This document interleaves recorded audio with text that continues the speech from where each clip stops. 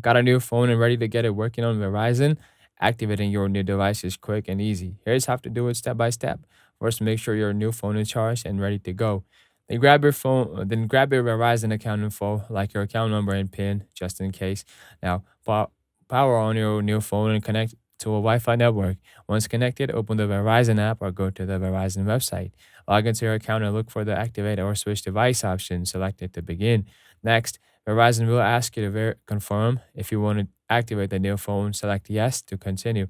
You'll then be prompted to enter the device IMEI number. This is a unique code that identifies your phone. You can find it by typing hash oh 06 hash on your new phone's dial pad or looking in your phone settings. After entering the IMEI, Verizon will check the device and make sure it's compatible with their network.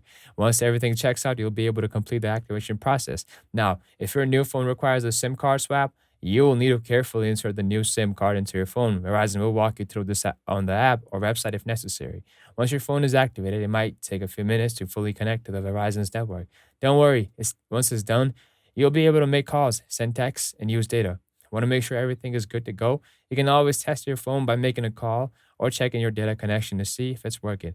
Ready to use your new Verizon app, phone with ease? Like, follow, and share for more quick tips and guides.